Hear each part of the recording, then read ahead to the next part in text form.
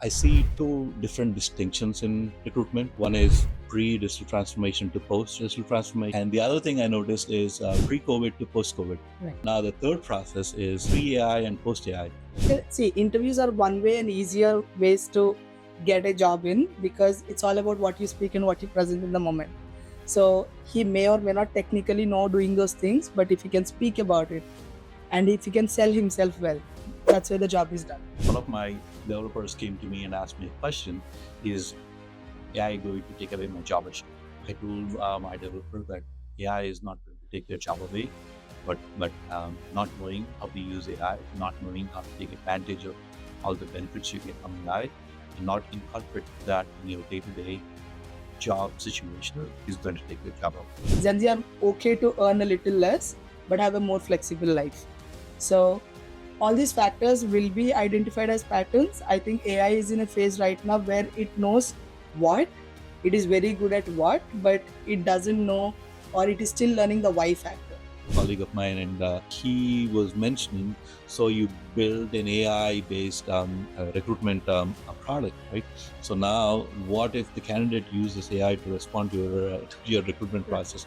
I said, if the candidate is so smart to beat all of my structuring tools and all of the steps we've taken, it's not just the recruiters who can get the AI help. The candidates are also doing the same thing. I think you have a winner there already. Yeah, you should hire such.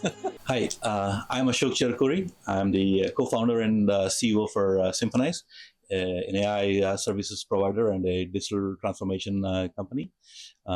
Today, we are here to signify a launch of a very important product, which is close to our heart. This is called Acom. Acom is a AI platform for recruitment. So we want to discuss a little bit more details around recruitment and how the process has evolved over the years. And to have the discussion, we have Anusha here with us. Anusha, thank you for coming here, and please go ahead and introduce yourself to our audience. Thank you, Ashok. Pleasure is all mine. So, hey, this is Anusha Gottumukkala. I have about 11 plus years of experience into talent acquisition. I have evolved from hiring for the tech US market to domestic market from the last 10 years. So I'm well equipped with the technology changes that have come through in the last 10 years and also how the recruitment process has evolved from 2014. That's when I started my career into recruitment till 2025. So Fantastic. we'll talk a lot more about it. Yep. Thank you for that introduction, Anusha. And the last point you said, you've seen recruitment change and evolve, right? I was talking to one of my very close friends, and I said, I see two different distinctions in recruitment. One is pre-digital transformation to post-digital transformation, and the other thing I noticed is pre-COVID to post-COVID, right? And now the third process is pre-AI and post-AI, or I don't know. It's post-AI. It's currently in AI right now. So I don't know. I just want to see what your thoughts are on that, and what your observations are on that. So let's break this down into the three layers that you said.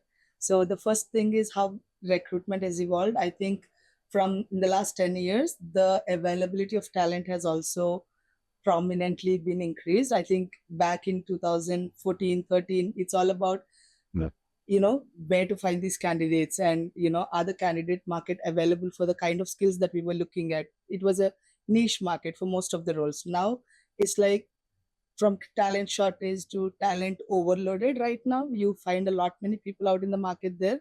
And what is the real differentiator is that, what is the quality of candidates that you're finding? You find a lot of junk in the market these days. So it's all about how are you able to figure out with this, all these screening tools, sourcing tools, and all the platforms that are available in the market in this evolved phase, which can help us find the quality of the profiles and also the cultural fitment and how stable are these resources to work in long terms with us, right?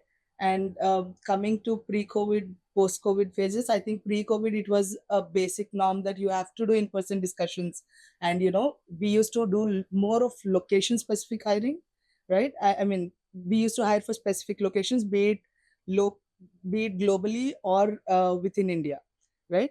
Now, once the COVID took a hit, I think overnight the things have just changed from local and in person to global and virtual market. Like you said, it's all digitalized, accelerated. So I think companies have also started looking at things like remote roles first, and then the employees or the candidates' expectations have also started leaning towards flexibility and work-life balance sort of things, right? And I think very soon this is gonna transform this into a this talent acquisition market, or the global talent acquisition market is gonna actually operate as stock market, where you just have to map the right role with the right job across the globe. So Hope it doesn't go into options trading on that. right. I think it's already going into options trading if you look at the number of offered candidates and the number of people who join you. Very true. So Very true. Very true. that percentage has significantly become very low because of the availability of opportunities all across, and the remote opportunities being in place. People are doing multiple roles at once. They're working with different, even if the moonlighting is, that's a whole different topic again, but Oh, yeah. even if the moonlighting is not in place. Yeah. Coming to the third one, which is uh, pre-Gen AI and current phase, I think recruitment has transformed significantly in terms of it has become more faster, smarter, and personalized, right? You can get a personalized search of the kind of candidates that you're looking for. It's all about what kind of ML have you built, what kind of screening things that you have built in, so that you're getting the right set of profiles for the job description that you have, and how personalized are they to your cultural fitment of the organization, because AI also started tracking behavioral patterns of the people. There are different proctoring levels where candidate can be analyzed on, and sort of things. So I think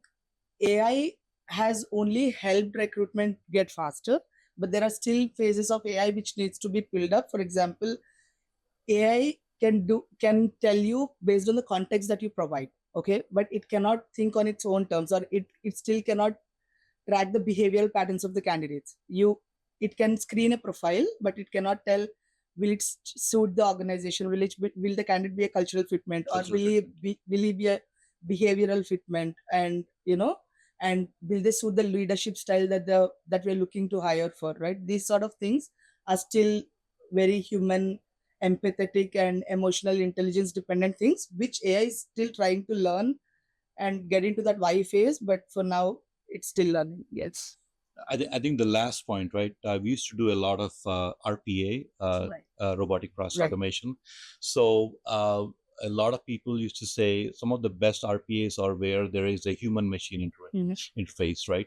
So where there are certain tasks that the machines are better at, more Right. repetitive tasks, and there are some nuances where a human can catch, at least Right. in the current evolution of AI, right? So like looking at all of these three phases, right? So the first phase, which is the pre-digital transformation to post, right? That phase was very gradual, right? So that phase was so gradual that it was very slow, and the transformation was there, but it's not like abrupt. And kind of COVID put the whole thing on steroids. Right. They said overnight, okay, now the whole paradigm has shifted, right? Everything is looked at in a very different way. And then with AI, like we are at the point of ascension where the bell curve is like almost like perpendicular to the y-axis right now. Okay. We're like going to the moon or Mars right now. So it's an interesting phase to see, how this transformation is. And there's another important point you made, which is, you said recruiters are getting a lot of help with AI, and it's helping the recruitment process, right? So have you looked into or noticed how AI is also helping the candidates? Because uh, you also mentioned a point of okay, there's a lot of fake resumes and fake stuff in the market, Right. and all of that, right? So is AI like making it worse, or what are your thoughts on I that? think yes, this is the right point, right? So AI may not be able to catch the junk because it's all about the presentability of the resume, right? So it still can't track that human uh, ethicality and loyalty point of view until there is a human interaction in place which can identify such things, right? So we'll go back in little into that thing when you said it took a really long curve for recruitment to grow and evolve.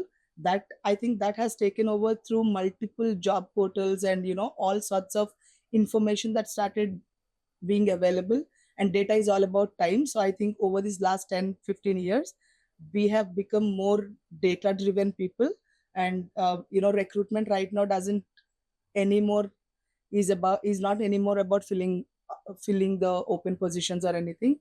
It's about the talent advisory role that any recruiter or a recruitment would play, trying to map the hiring needs with the business strategy, and to map and see. We are more of a talent advisory role now, I can say. That's how talent acquisition has transformed, or the recruitments have transformed over the period.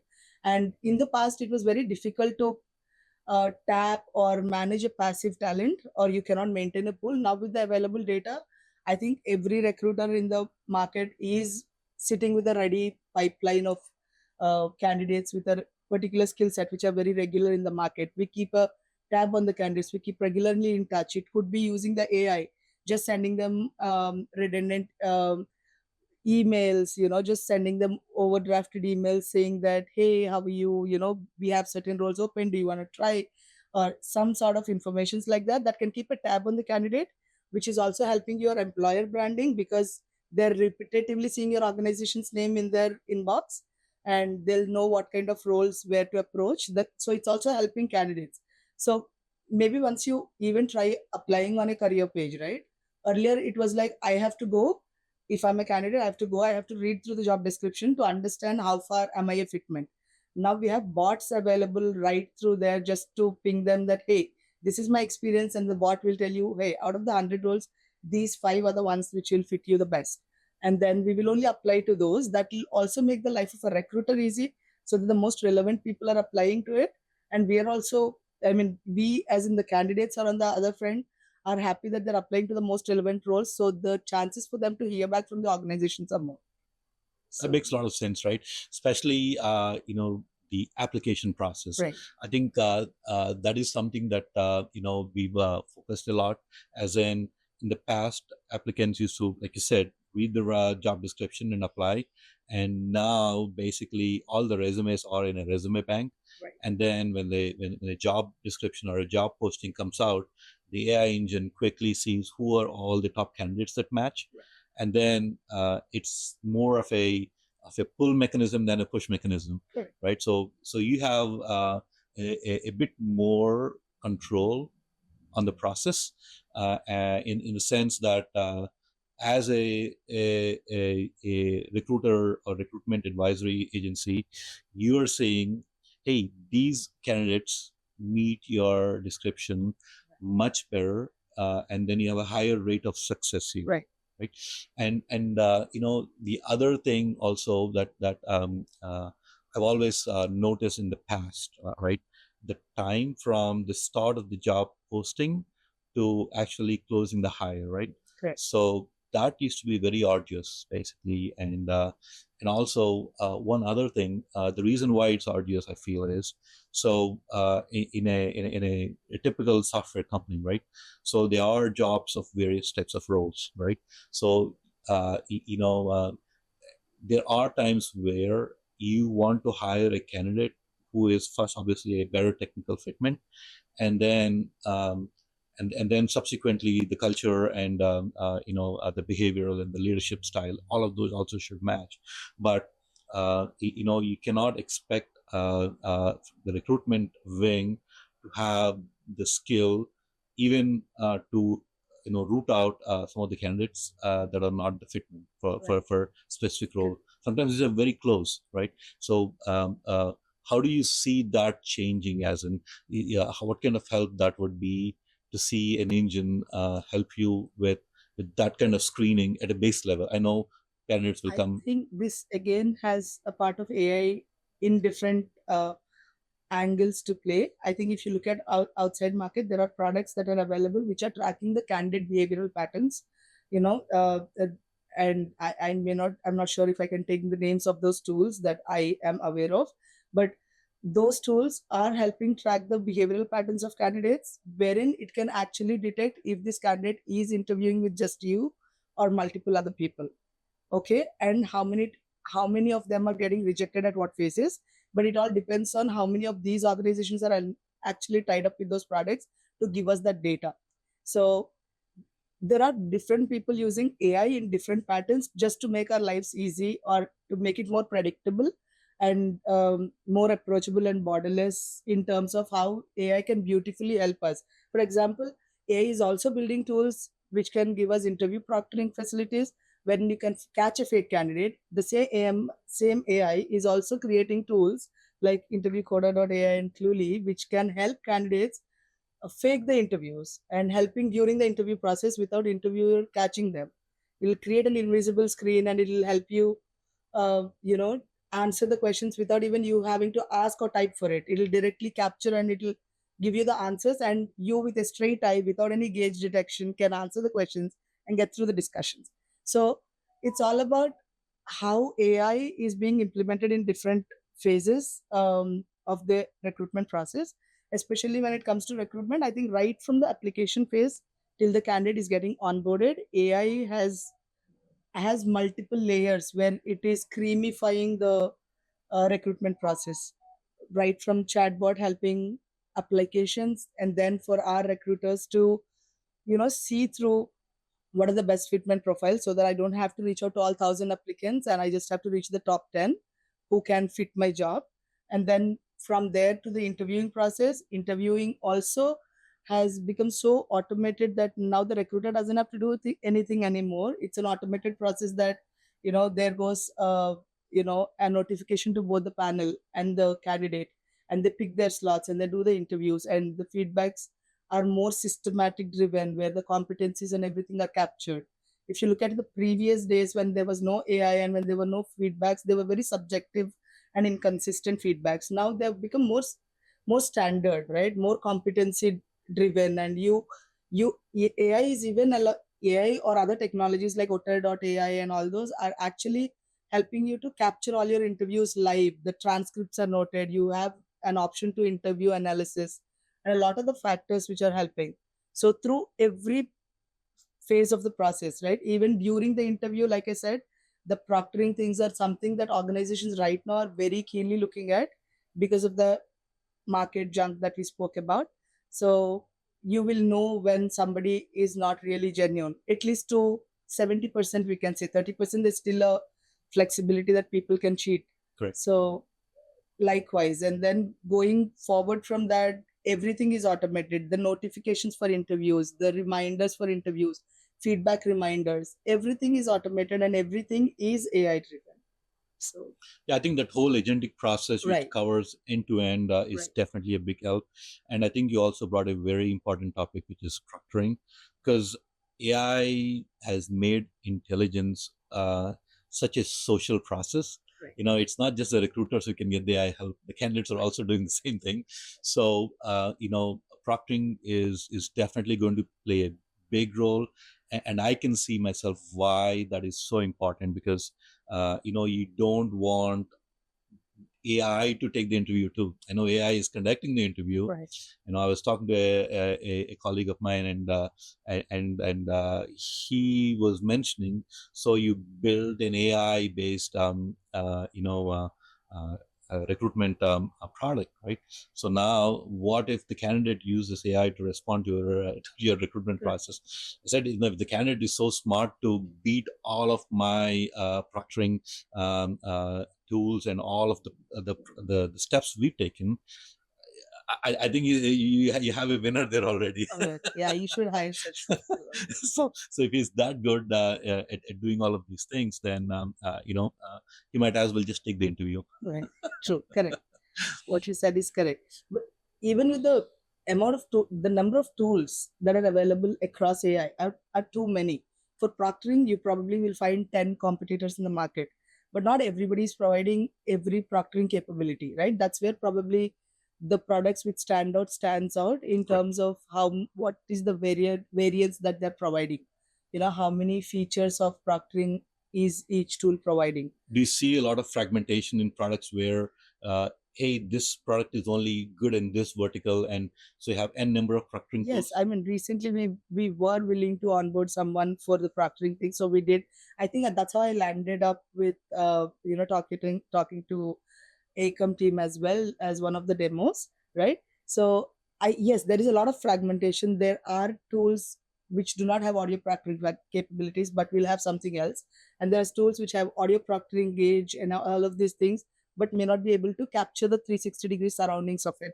And there are conversations still around it. How does it matter if somebody is capturing the location already, and later somebody comes in? How would you know that? I mean, there are definitely augmentative conversations around few of the proctoring features, but I think, yeah, there are very few products in market, I can very confidently say, which are providing end-to-end proctoring, uh, from my experience. Okay, Yes. I think that's definitely a space that is evolving as we speak. I Correct. think people are coming up with great ideas, and I think the goal is if these ideas come together Right. and form a solid proctoring platform, I think that'll help recruiters a lot, and also that'll make sure the right candidate with the right skill set gets the right job. Correct. Right? It's not about who's getting the job. It is just the fitment, right? Correct. Because it both parties should be on the winning note. Basically, one party cannot win on this. And how much ever we build products, for example, that human intervention or the human creativity is something which is very important in building any product. Like, how is one product different from the other? Is somebody would add that one simple candidate experience factor, or some good interview experience factor in the proctoring features, which can probably make that product stand out from the others with all the features. For example, I've come across two products which were equally capable, but the other one had this factor where it was not just giving the notification to the interviewer, but also to the candidate about about any kind of misleading things that we were capturing during the interview. So the candidate also you know thinks about it, that okay, this is being captured, I shouldn't do this, and might probably try to give the interview more genuinely, right? So those sort of that is a candidate experience factor that they've included in it. And there was one other product which was trying to hint the candidates during the interview process. When I asked them the question, like, why are you doing this, as an interviewer I might not want it, they're like, no, even in the regular interviews, panel tries to tell them that you're on the right path when you're writing a code or something. Correct. So here the AI, the conversational AI, is trying to help the candidate that, hey, you're on the right path. Maybe it is not going to hint any further process, but it is reassuring that what you're thinking is true, correct. So these are the candidate experience factors that the tools are adding, and I feel that's a great idea. It's just that different products are bringing in one new additional thing into the thing to make it a wholesome process. I think that's a great point, and I think I really even like that idea too, because one of the things where this is a huge benefit for the recruiters is if there is a code evaluation tool which is AI based, and also in that process, right, if it hints to the candidates saying that, hey, you're on the right track, or hey, this is awesome, this is amazing, Right. what you've done so far, please go ahead, and that kind of encouragement. And at the end of it, right, the recruiter is not burdened with understanding that logic or going back and forth with the tech teams to say, hey, I got the candidate to write this kind of code, what do you think? And that whole delay can be completely eradicated right now with AI, where I know there are some hallucinations, I know there are some issues, but I think on a daily basis, this is getting better. And then, back in the day, we used to do a lot of training, and for the training material, right? So we used to spend a lot of time. We used to spend months and months making proper, solid training material and all of that stuff. And then all of a sudden, a new version, a new package, a new language comes in, and everything is like, okay, start from square one again. Now nobody is talking about C sharp. Everybody is talking about Python. Let's do a Python course. Now that is done. Now let's talk about Rust. So imagine what teams, either technical or recruitment teams, have to go through to prep for this new platform that you have to interview on. So with AI being at the forefront, all of these processes are streamlined, and people can write code in any language, and AI is able to detect that, AI is able to process that and give feedback subsequently. So I think overall that process is something where I feel it is a little bit more advanced in terms of its evolution compared to all the other processes, right? So on that note, right, I know we talked a few points about how recruiters are looking at this. If we can shift to the candidates side a little bit, right? I think the challenge for the candidates is even they are also suddenly coming into, this is not a gradual change, into this new situation where they have to be prepared in a very different way than during COVID or during digital transformation or before, right? Can you talk about, you know, what do you, some pointers to a candidate like when they are attending an interview? So what, how should they be prepared uh, in your experience to deal with the whole AI situation? I think first of all, anybody, be it a candidate, a tech candidate or a non-tech candidate, they or we, all of us should evolve ourselves or upskill ourselves with the current market, right? Based on our roles, to what extent is the AI fitment into our jobs is something that somebody has to be prepared with, right? Only unless you are well equipped with what is out there in the market and are you matching the market standard is when you will be the one who's standing out in the market, right? So for example, how there are hundreds of again, I cannot be a candidate as well, being the recruitment space. If I'm interviewing with someone, how do I stand out from the rest of recruiters available in the market, or the rest of leaders in TA? Is that I try to always upskill myself to know how many AI products are there and how each of them are helping in different phases. I may not be able to utilize all of them right in the moment, but having a knowledge of them is necessary. For example, it takes a lot of research, reading, and how you're trying to upskill yourself, and then trying to match, okay, how are these factors going to help us in our career space? For example, a tech guy or a developer guy who should see how is an agentic AI helping him in writing a code or delivering a code, right? I have seen your LinkedIn page. I know you somebody who's very AI inclined person. And I've seen you written some interesting blogs. I mean, I don't get to read them entirely through, but the way you put about the prompt engineering cycle and generative AI agents helping developers and sort of things, right? So AI has also made it in a space that it can help people understand in a layman language. I may not be an engineering background person, but I can still read through if I'm taking the help of AI to understand something about a Python code. It will help me understand in my own language. That is the beauty of AI. I think everybody should look after.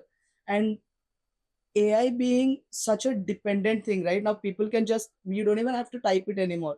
You just put a voice note, just tell it what your experience is. It'll give you a draft of your entire experience, summarizing it. So people should know that we should not let our own thought process be gone in this eventual process. We should still always think of our own capabilities first, make a note of it, and then take the help of all these LLMs and AIs or bots, which are helping us with additional information so that, okay, my thought process did not revolve around these XYZ places. I thought of it from A to W, but then maybe XYZ were left out, which AI is helping us with, right? I think that's how I'm looking at it. So every candidate, whoever, for whatever tech roles they come in, I think for they should see how upskilled they are, be it in the versions of technology. You can still not call yourself a full stack developer saying, yeah, I work on Angular. There's no Angular in market, and React is also fading away. It is Next.js. So you should know how you are upskilling yourself even in the front ending skills or whatever skills that are part of your role.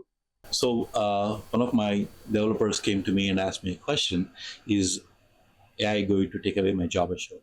And I told my developer that AI is not going to take your job away, but not knowing how to use AI, not knowing how to take advantage of all the benefits you get from AI, and not incorporate that in your day-to-day job situation is going to take the job away. Right. Because what's happening is the rate at which delivery is happening with AI is becoming like humongous. It's unprecedented amount of delivery is happening because of AI, and that unprecedented amount of delivery is also something that the clients know. So the expectation is very different. So one thing I tell all my developers is one thing you have to manage a lot is a lot of stress due to delivery. Because back in the day, you are so worried about, hey, do I know Python? Do I know this new package? Do I know that?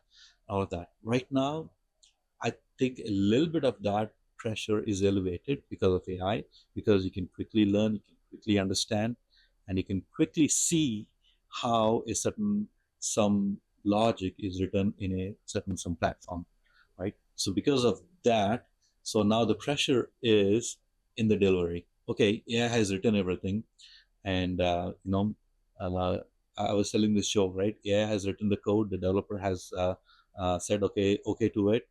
Somebody has written test cases, or even AI has done that, and then QA has passed everything, and the product doesn't work. Right. So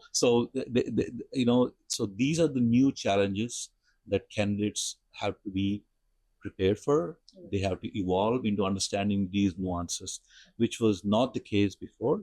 Because a lot of times you write every line of code, Right. so you know everything that is in the product. And right now, even bigger organizations are claiming, oh, 60%, 50% of our code is AI written. Right. So that means your developers don't know what AI has written 50% of the time unless they spend the time to go through each and every line of code that is written. So we are probably at the crossroads in terms of this evolution, and I'm excited to see what this brings in, right? Sure. So there's a lot of times in the past where things have changed. People started riding horses, and then they stopped doing that and like going to automobiles, right? So end of the day, the jobs did not end, but what you do as part of your job continuously evolve. And this is a very drastic evolution, right? So that's why, candidates, right, they have to prepare on how to do their jobs. And second part is how to do their job interviews. So I would want to ask you, as part of job interview preparation in this AI world, what do you think is a good preparatory process for a candidate?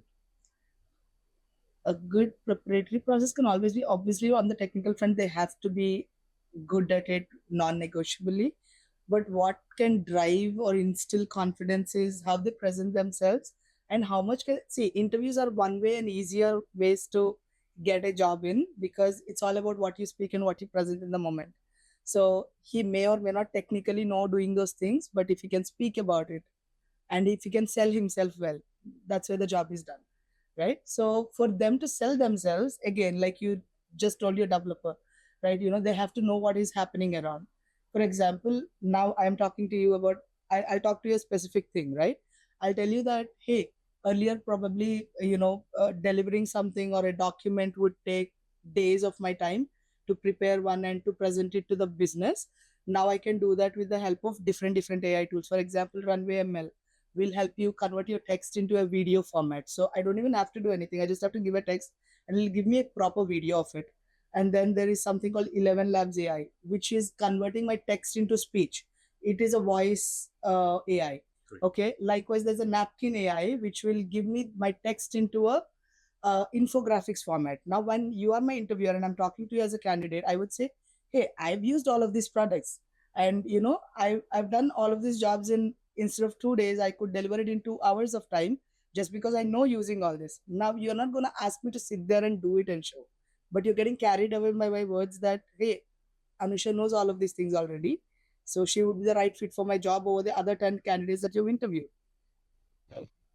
So that is the sort of smartness that candidates should develop, to know that what is happening around, so that as and when there is a need of the hour, they should be able to go there and instill these things that they've learned superficially into the practicality. So the way I see this evolving is, in the past, right, interview used to be about a question and the candidate is expected to provide an answer. But in this day of AI, the answers are all there. Right. So you're testing if the interview knows the right question. Yeah, and the smartness of the candidate can also lie in, I'm not supposed to tell these things being a HR, but then the candidate can always turn the conversation around what they know. It's their smartness on how they're turning the conversation around. It is not necessary that always the conversation should lie in answer to a question, right? Let us say you're asking me about a full stack role, but I as a candidate would say, hey, I'm more stronger on the front end, and driving the conversation towards bringing up a situation where you worked on a very very stringent React problem, and the humanly instinct will automatically shift their inquisitiveness in understanding that better. That's how the conversation can turn a place, and he can still be a good candidate for the role. So those sort of things can happen eventually in the interview process. Those are the tips that probably I would like to give any candidate, that first is that they definitely have to be prepared. They should know what is happening in the market. They should be able to sell them confidently. They should be able to present themselves well, that they know all of these things. And the other thing is turning the conversation around your expertise, not on their questions. Most It will work 80% of the times. 20% you'll still find some very stringent interviewers who are just very strict in their head, that I will only ask the question I want to, right? Those cases may fail, but it'll still work in 80% of the cases. And I think it all depends upon job profile too, right? Right. So if the interviewer is stringent on a specific pattern of Right. questioning, I think they have in their mind a candidate that would suit the job description, right? And again, I think most of the times when you go through the job description, I think a properly formulated job description, right? So when we're building our tool Acom, right? So what we said is, okay, we can help recruiters find candidates, but where would it start? It would start at the job description. So what we said is, okay, we will help recruiters find tools where they can start at the first step on a successful note and continue that success on all the subsequent steps, right? If your foundation is not so strong, if your very core job description is weak, and then a lot of candidates whom you're not looking for get picked or get selected for the interview process, and you would be looking at, okay, in my mind, this is not who I want.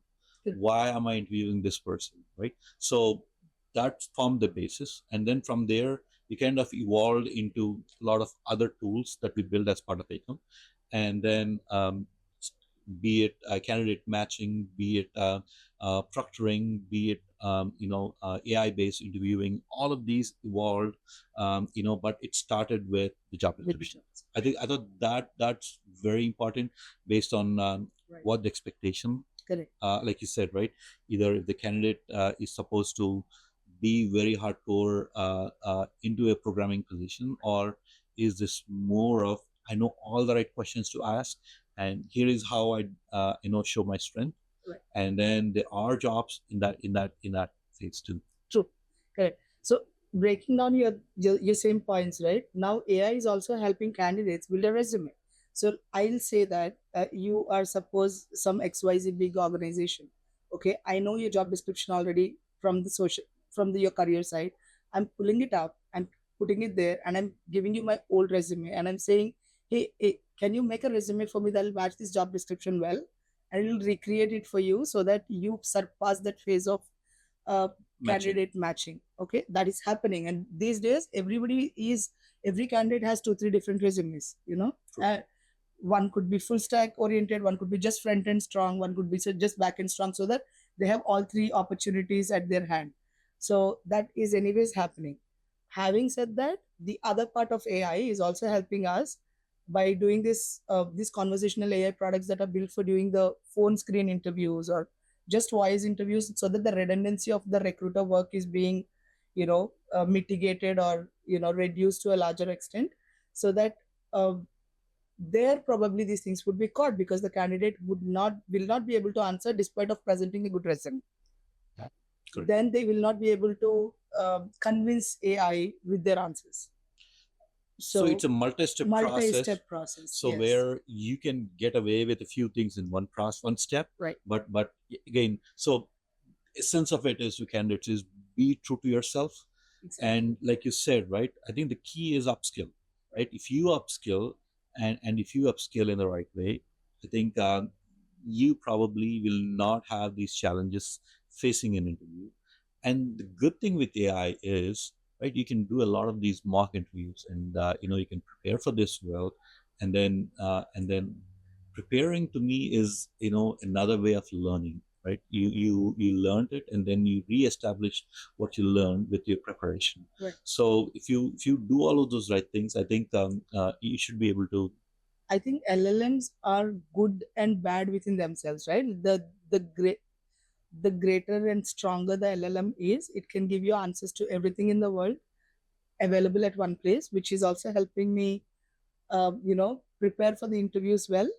At the same time, it is also, not give at a certain point, I'm scared. I this thought is just on my mind that down the lane, when everybody knows, for example, I'm going to interview with your organization. I know for the past 10 years what are the kind of questions you people were asking or your teams were asking. I've come prepared with all of that. But am I really the suitable candidate, or, and will LLMs keep evolving to a certain stage that there's always a new thing that is being brought? For example, the conversational AI is throwing a question at you, right? How many questions would it really differentiatively talk, right? It could be some repetitive questions. If I am answering, then my friend is taking an interview. Some 100 people are taking an interview who know each other in the context. And when they know they're interviewing, hey, these are the questions this conversational AI product would ask at a certain phase of, interview process. So these are the things probably, we should look back at. That's a And very, very good point. And forget about the conversational AI, right? Me as an interviewer, when I was interviewing candidates, I faced the same problem, right? So what I did is I was, asking candidates the same questions, right? Or not the same questions, but similar in nature, right? correct. So then I shifted my focus on not asking them the standard questions, but I started asking more questions on their projects. Yes. I think one key aspect here is, when you build an AI product, right?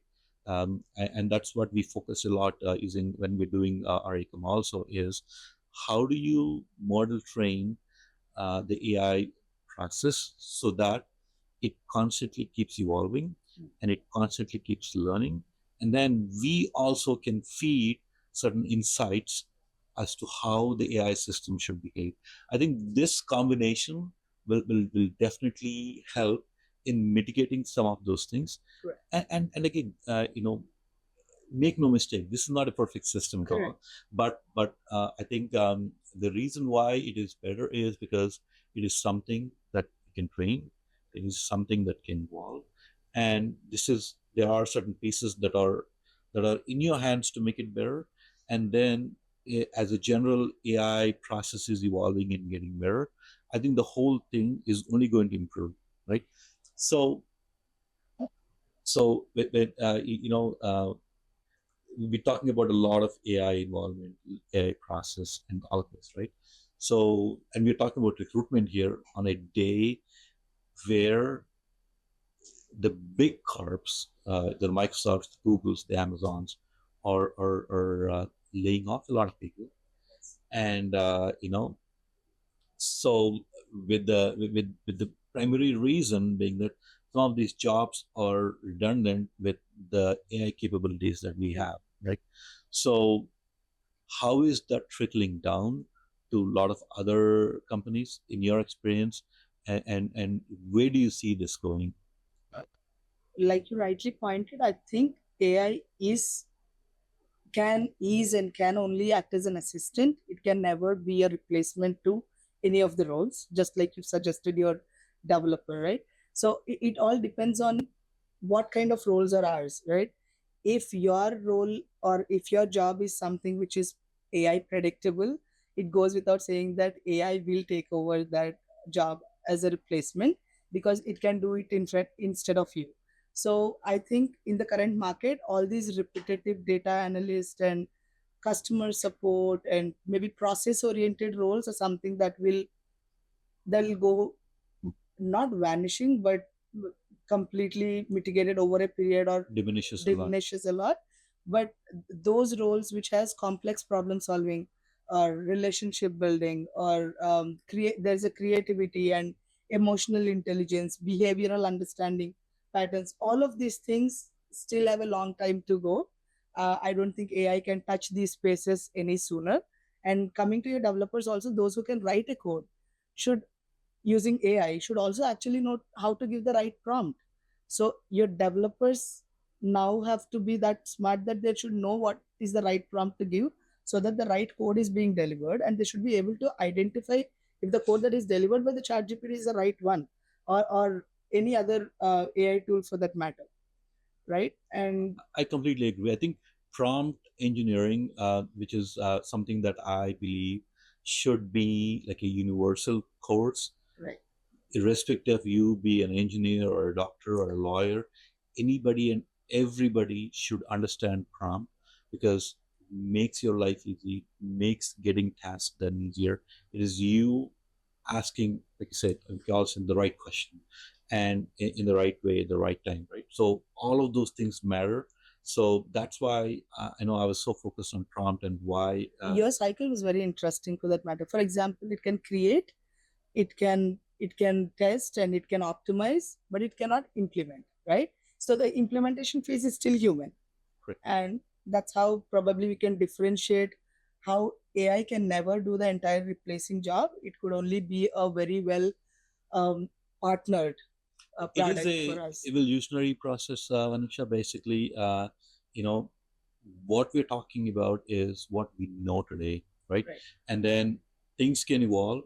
But again, like I said, right, our first example when we talk about there are times where people were expert horse runners, right? And then with the advent of the internal combustion engine, right, people, I'm sure our great grandfathers and all thought that that is a great skill to have. Right now it's more of a hobby. I mean, a horse Yeah. rider is, or if you're playing a specific sport, it is Right. important. But at least to our parents generation and our generation, driving the car is a good skill. But the next generation, you know you don't need to know how to drive the car. You just need to own a car. True. Or you don't even need to own a car to, you just need to know where to go or where do you want to go, and then the car will take you. So the evolution process is like, if you know a skill, it doesn't mean that for the rest of human existence that skill is a required aspect of your life. It changes. And I don't know what the next skill is that we all will go after. I think for the last 25, 30, or 50 years, there's a big service industry built on this, and it is interesting to see how and where it goes. But again, coming back to our core topic again, Right. which is recruitment. So where do you think in the next 5 to 10 years this whole recruitment process is going to go? Right now, it is at a very interesting stage. What are your thoughts on that? So I think that's an interesting question, but also to be thought of, because 5-10 years with this space, what where AI is growing, I think 5-10 years is a very long time. We should look at year on year progress, what AI can bring in as capabilities with the pace it's going. So I think already it's made our recruitment life easier by taking away all the red networks, be it in terms of candidate engagement or in terms of giving us reports, a large amount of data driven process, market intelligence. All of this has been very easier with AI coming in place.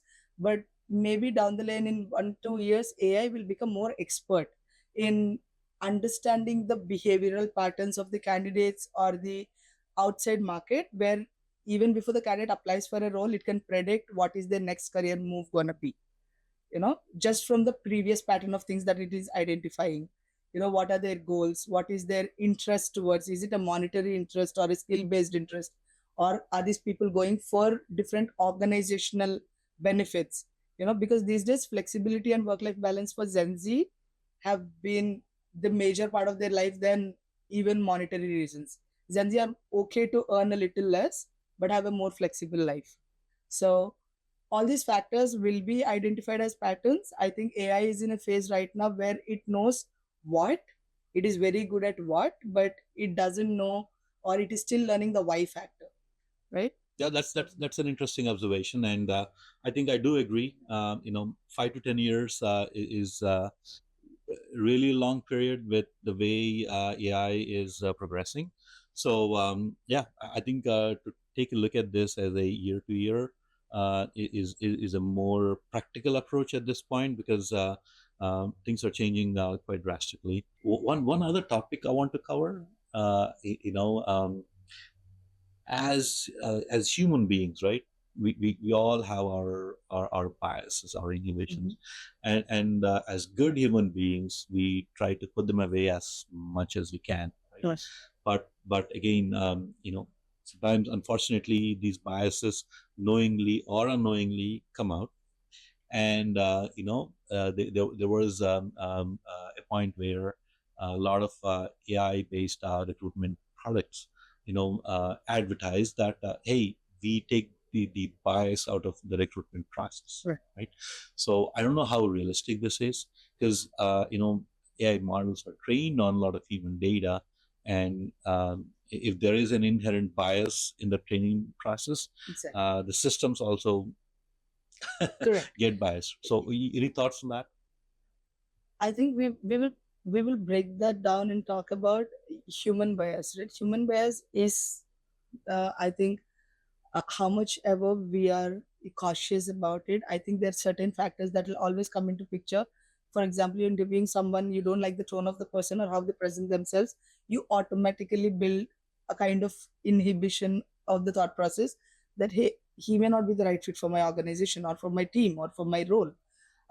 Those sort of things will be eliminated when you do a AI tool bias, because it won't track those behavioral things.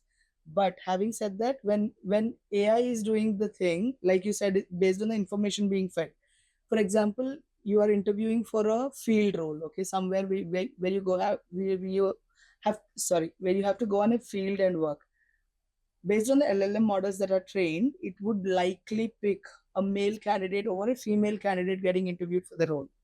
And there are certain research and papers that have proven this fact, that for certain roles, based on the number of interviews that were already given, number of people that are available in the market, from whatever that LLM models have been trained on, okay, these roles are for male, these roles are for female, or female may not be a right fit for the role for multiple flexibility reasons or whatever.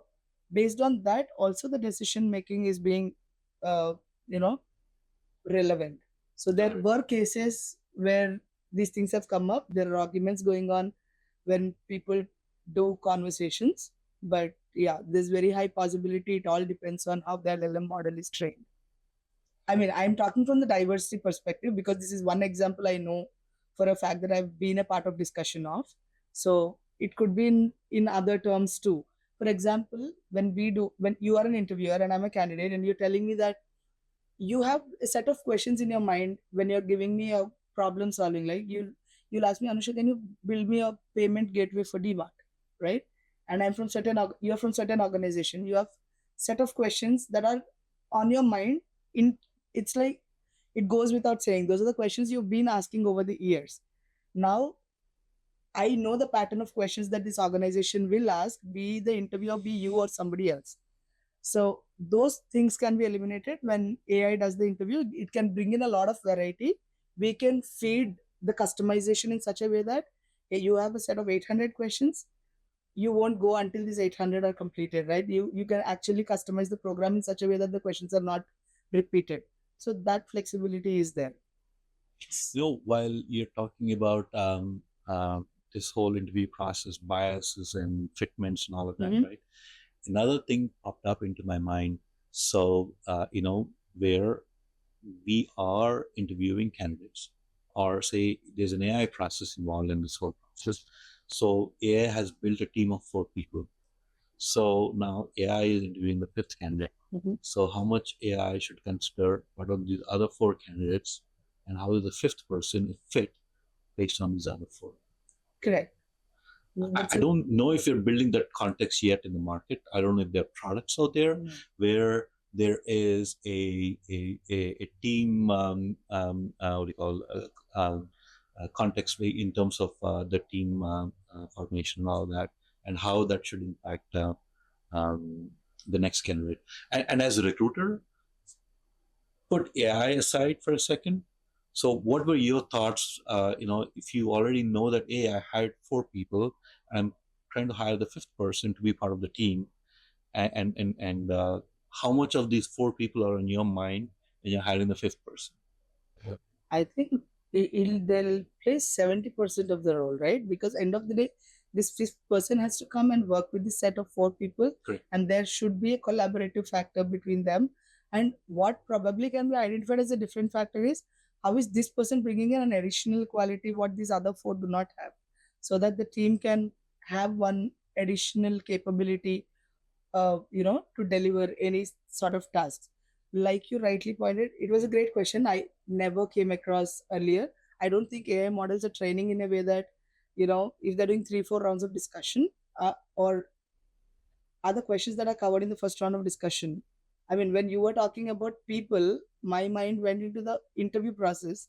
I'm like, Got it. are the questions covered in the first round of discussion also covered in the second, third, and fourth? And how different are these rounds of discussions actually covering all the topics to consider a candidate on board? Right? Maybe around these areas, I think people still have to focus. I don't think we have products right now focusing on that space to ensure we're getting a 360 degrees candidate fitment for the role. So yeah, it's a good thing to think of. Yeah. Very interesting. Yes, absolutely. And the thing is, that's the thing, right? So right now we are at this juncture where a lot of things are changing, a lot of things are evolving, and it's an interesting time to be around and to learn and to upskill and to evolve, I guess. Right. Yep. So, Anusha, I think those are some pretty interesting topics that we discussed, and I do really appreciate your time to come over here and chatting with us about your experience and how AI is going to impact recruitment and how AI is going to impact jobs in general, how different generations are going to deal with this changes, all of that stuff. All in all, like I said earlier, these are interesting times, and I'm excited to see how this space is going to evolve, and it'll be fun. It'll be fun, and I'm sure like it all happened all over history, right? When a specific skill is redundant or the specific skill is not relevant, the human ingenuity came up, and then we were able to figure out what the next skill is that we all are interested in. Right. So on that note, I want to thank you, but also ask you to provide your closing remarks if you have any. So thank you for the opportunity. I love this conversation. Thank you for giving me a takeaway point to think about, that, oh, this part of AI nobody has actually focused on. The last one we spoke about The through context. layers, context. So it is a good conversation. Thank you for having me here. And I think ACOM is, I've seen a demo of the initial phase of ACOM. So I know that they're, trying to bring something new into the market, trying to, even in the service industry, trying to build this ACOM product which can deliver refined solutions to organizations. That's where probably you guys will stand out in the market from the existing other service providers and digital technology providers. So I'm always here to, partner, and if any of those things for the product to be, better fit as per the market standards and all of it, I'll always be happy to help. Thank you so much. I think just the last a few words about ACOM, right? So when we thought about ACOM, so our intention was to bring a lot of these fragmented things together into this whole oneness in this platform, that can be an end-to-end solution for recruitment, right from where your job description starts to where you place a candidate and every step in between. Like we discussed about, right? The goal is to reduce the fragmentation. The goal is to make the product as a one-stop solution for all sorts of recruitment needs, either for a recruitment talent acquisition group or for the candidates who are looking for their next gig. It could be a freelance gig in the very near future, or it could be a full-time job. And we are there to support both the parties because And also our the business, and also the correct. business in delivering the right talent. Very true. Very true. Bringing all of these different groups, right? The talent acquisition, the business, or the product owners, and the candidates, right? The end success is when all of these individual parties are successful, and that's why we did not believe in building a platform which only provides solution for one group, because we make this group successful and we didn't touch these groups, and we are like leaving this part of the solution out is not going to help the overall process. So that's why we want to bring in all of these together and unite them under one platform. Right. Yeah, you can call Ekama intelligence platform or a AI platform that is giving an end-to-end solution. Yep. And I'm sure you guys will, as you're launching just now, over the period, I'm sure people will get to know the capabilities and, you know, once they start using, obviously you can also improvise the features that people would want the customizations in. The beauty of products these days is there is a lot of customization factor that is coming in. Like we spoke, AI is giving a personalization. Absolutely. So every organization has a different standard of expectation, and people are ready to deliver that. So Very it's gonna be a win-win. Thank you so much. Thank you so much.